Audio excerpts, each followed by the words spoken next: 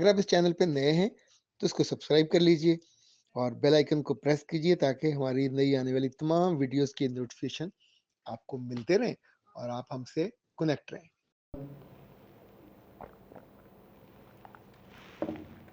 बिस्मिल्लाहिर्रहमानिर्रहीम। ख़ातिन हज़रात, मैं हूँ अख्तर अब्बास और चाय के ताज़ा मज़ेदार डिलीशियस घूंट के साथ सलाम कबूल कीजिए। चिश्तियाँ ज़िला भावलनगर का एक कस्बा है, कस्बा नहीं तहसील है, और उसके आगे डारावाला। अच्छा, डारावाला में मैं पैदा भी हुआ और मैंने इब्तदाई जो केजी तब तो कच्ची पक्की होती थी वो वहीं पढ़ी, डारावाला के गवर्नमेंट हाई स्कूल में। और उसका जो हॉस्टल था वहाँ मेरे बाबा उस वक्त सुपरिटेंडेंट थे हॉस्टल के। उफ़ल्ला, आमों के दरख्त थे, छोटे अंदर भी और बाहर भी, और बड़े रंग बिरंगे आम लगते थे। पतीसी आम होते थे छोटे छोटे, और तोता आम होते थे लंबी चूंच वाले खट्टे। और हमारी दादी भी आती होती थी उस घर में, तो आके खूब वो आम खाती भी थी, जमा भी करती थी, अचार भी डालते थे। बड़ी अच्छी यादें हैं डारावाला के साथ। डारावाला की जो मार्केट थी स्कूल के बिल्कुल सामने, वहाँ एक सब्ज़ी वाले की दुकान थी, पीरादिता उसका नाम था। तो मुझे अब भी याद है जब उसके सामने से औरतें गुजरती थीं, ज़ाहिर गाँव को जारी होती थी, तो वो ज़ोर ज़ोर से आवाज़ें लगाता था, छलियाँ करानू छलियाँ छली। और औरतें वो पास से मुस्कुराते हुए गुजरती थी। उन्हें पता था क्यों कह रहा है। कोई और वक्त होता तो शायद उससे लड़ पड़ती, लेकिन ज़ाहिर एक दीन लिहाज होता था उस ज़माने में। ओके ना। तो डारावाला से एक बेटी ने ये मैसेज भेजा है, रेहाना इनका नाम है। वो कहती हैं कि अख्तर अब्बास साहब, मैं आपको 20 साल से जानती हूँ। तब आप फूल में थे, फूल के एडिटर भैया थे, और तब भी आप हमारी ज़िंदगियाँ संवारा करते थे। तब बच्चों की ज़िंदगियाँ संवारते थे, अब आप बड़ों की ज़िंदगियाँ संवारते हैं। आपने जितनी बातें कहीं, वो सारी गलतियाँ जिनको करने से आप मना करते हैं, मैं वो सारी कर चुकी हूँ, और क्या करूँ। ये गलतियाँ करने के बाद उनका नतीजा भी आउट हो गया। मुझे डिवोर्सी का मेडल मिला है। अब मुझे ये तो याद नहीं कि मैंने आपकी वीडियोस कब से देखनी शुरू की, लेकिन सच्ची बात ये है कि अब ज़िंदगी में सुधार आ रहा है। सिर्फ इतना कहना है, बड़ी देर की मेहरबान आते आते। प्यारी बेटी, मुझे अब ये भी नहीं पता कि आप कितने साल के हो, ये भी नहीं पता अकेले हो कि बच्चे साथ हैं, लेकिन सच ये है कि पहली दफ़ा जब आप किसी को बताते हो कि मुझे ये सदमा या दुख पहुंचा है, तो एक आम आदमी भी, उसका दिल दुख से, और ये दुख वैसा होता है जैसे कोई मर गया हो, इतना दुख होता है इस बात का। वो तो अलग बात है, with the passage of time चूँकि दुख ज़्यादा होने लगे तो लड़कियां भी बहादुर होने लगी, और जो हमसे प्यार करने वाले वो भी इस बात को सोचते हैं कि चेहरे पे डिप्रेशन ना आए।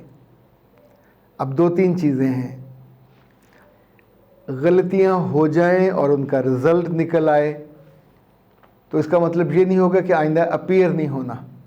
हम एग्ज़ाम में अपीयर होते हैं, एफएससी में जाते हैं, नहीं पास होती, नंबर कम आते हैं, तो दोबारा तैयारी करते हैं, दोबारा जाते हैं। एमडी कैट नहीं होता, छोड़ देते हैं क्या, या बैठ के नारे मारते हैं कि एमडी कैट की ऐसी की तैसी, एमडी कैट बुरा, एमडी कैट बनाने वाले बुरे, उनके घर वाले भी बुरे, एमडी कैट डिज़ाइन करने वाले भी। ऐसा हम नहीं करते, बल्कि फील ये करते हैं कि मेरी तरफ से कुछ कमी कुताही रह गई। अब 3 काम मैं सिर्फ आपको बता रहा हूँ, चौथा नहीं बता रहा। पहला काम, आंखें बंद कीजिए, हाथों को यूं जोड़िए और कहिए, ऐ मेरे प्यारे रब, जो गलती कुताही मेरी तरफ से हुई मुझे माफ़ कर दीजिए। और ये जो चैप्टर गुज़र गया, ये जो बाब गुज़र गया, तलख था, मैं इसको दोबारा याद भी नहीं करना चाहती। इनमें से कोई चेहरा, कोई फ़र्द, कोई करैक्टर मेरी ज़िंदगी में दोबारा ना आए, ये पहली बात। दूसरी, अल्लाह मुझे दोबारा इस आजमाइश में मत डालिएगा। तीसरी, अल्लाह मुझे अब जो रिश्ता दीजिए वो उन लोगों का दीजिए, उस घर का जो मेरी कदर करे, उस बंदे का जो मेरी कदर करे। ये अल्लाह के रसूल की हदीस में आपको बता रहा हूँ कि जब भी अल्लाह से मांगो तो कदर करने वाले लोग मांगो, जो आपकी बेकदरी ना करें, ना आपकी शक्ल की, ना आपके इल्म की, ना आपके फ़हम की, ना आपकी शख्सियत की, ना आपकी दानाई की, ना आपके हुनर की। जिन जिन चीज़ों से हमें इनकार मिलता है तो इनफैक्ट हमारा दुख कहीं ज़्यादा होता है। चूँकि जो दुनिया में हमारा इमेज हमने बना हुआ देखा होता है उसके मुताबिक हम बहुत अच्छे होते हैं, और यहाँ जब इमेज ख़राब होता है, चाहे कोई एक ख़ातून, मुझे याद है पिछले दिनों एक सेशन था और उस बच्ची का मसला ये था, वो कहती थी कि शादी को 12 बरस हो गए, 10 साल का उनका बड़ा बेटा है, अल्लाह ने दूसरा भी बेटा दिया वो 11 साल का, तीसरा भी बेटा था वो 10 साल का। यानी आप सोचिए कि हर साल मेरे रब ने उन पर रहमत उतारी। और वो कहती कि जब मैं गई थी तो मैं कई मैंने गलतियां की, छोटी छोटी, सास को तंग भी किया होगा, पर अब तो मैं ठीक हूँ, आई एम फाइन। बच्चे मेरे बड़े हो रहे हैं, बालक होने वाले हैं, पर वो मेरी कदर नहीं करती। उसके बाद उस घर में 2 देवरानियाँ आई, वो उनको बिठा के बताती है कि ये औरत ऐसी है, ऐसी बेवकूफ़ है, इसने ये गलतियाँ की, ये खाना गलत बनाया, मेरे साथ ऐसा किया, मेरे साथ। यानी उसे कहते हैं रूहानसी होना, कि मैं रोने वाली हो जाती हूँ जब ये हर दफ़ा मेरी कहानी सुनाती हैं। तो मैंने उनसे कहा था मेरे बच्चे इसका हल ये है कि जब भी कहीं बैठें और देवरानियाँ भी बैठें, कुछ और 2-4 हों, तो मुस्कुरा के सास की तरफ देखें और कहें अम्मा जी वो ज़रा वो मेरा वाला वाक़या तो सुनाइएगा, जब मैं आई थी आपके घर में तो कैसे गलती की थी, फिर वो गलती मैंने कैसे की थी। अच्छा 2-3 बताइए गलतियाँ, और 2-3 गलतियों वाली ये फरमाइश आपने 3 दफ़ा करनी है। मैं आपको लिख के दे दूँगा, चौथी दफ़ा की नौबत नहीं आएगी। हम जिस बात पे चिढ़ते हैं लोग हमको चिढ़ाते हैं, हम जिस बात से डरते हैं लोग हमको डराते हैं, हम जिस बात से खौफज़दा होकर भागना चाह रहे होते हैं, जिस बात से पीछे छुड़ाते हैं, लोग हम पे वो कुत्तों की तरह छोड़ देते हैं। और ये हमारे सगे भी होते हैं और ससुराली भी होते हैं। तो याद रखिएगा, ये जो कुछ आपके साथ हुआ, आपके पीछे कुछ लफ्ज़ों के कुत्ते छोड़े, आपको कोई बुरा भला कहना चाहे, मुस्कुरा के, और अगर आप धड़ल्ले से कहोगे कि ये उन दिनों की बात है जब मुझे डिवोर्स नहीं हुई थी, और ये उन दिनों हुआ था जब मेरे साथ ये हुआ था, तो 2-3 दफ़ा के बाद वो मुड़ के देखेंगे कि इसको किस बात पे छेड़े, इसे किस बात पे तंग करें। सोना लोग छुपा के रखते हैं। अच्छा जब आप इसको ओपन कर देते हो तो ये राज नहीं रहता।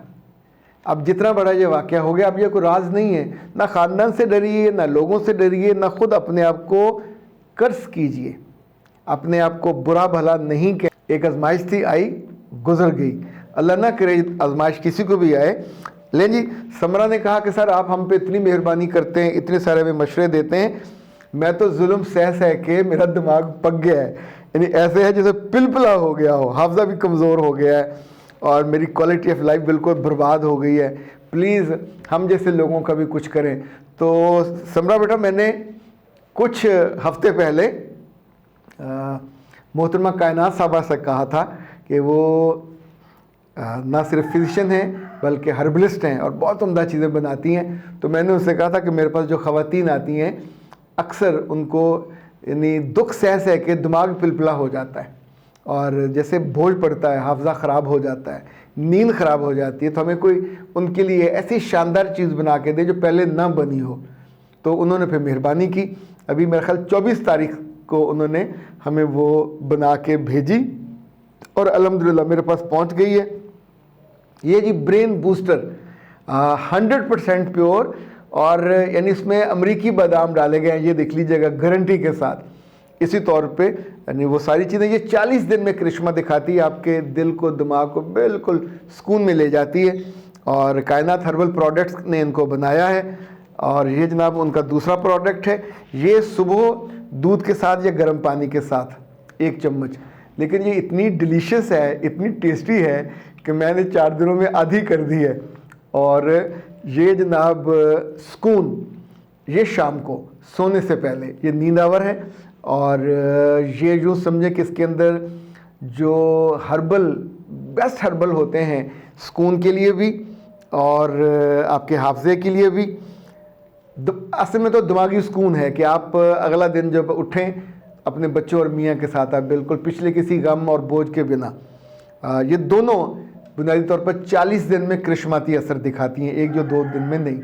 और घर में तो उसके बाद मेरा ख्याल है 30 साल के बाद हर लड़के लड़की आदमी मर्द को ये खाते रहना चाहिए, क्योंकि आपका ब्रेन इतना हमारे दफ्तरों में पढ़ाई में इतना खपता है, बेचारा लिटरली उसके खपा देते हैं, तो उसको साथ ग़िज़ा मिलनी चाहिए। ये सुबह का है, ये शाम का है। फ़ोन नंबर आप इनका नोट कर लें और कायनात 0341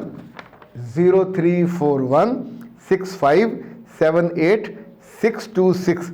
और यूँ समझे ये भी रब ने हमें एजाज़ देना था कि कितनी ही बच्चियों के जो ज़हनी प्रेशर के मसाइल थे वो इससे इंशाल्लाह हल होंगे। तो एक कॉल कीजिए, व्हाट्सएप कीजिए इनको और मंगवा लीजिए। बहुत महंगे भी नहीं है, यानी आपके बजट के अंदर होगा। वैसे मेरा अपना ख्याल है कि मर्दों को और औरतों को 10% अपनी तनख्वाह या आमदनी का अपने वजूद पे, अपनी सेहत पे लगाना चाहिए, ताकि अच्छी हेल्दी और प्लेजेंट ज़िंदगी जी सके। अख्तर अब्बास को दीजिए इजाज़त। अस्सलाम वालेकुम।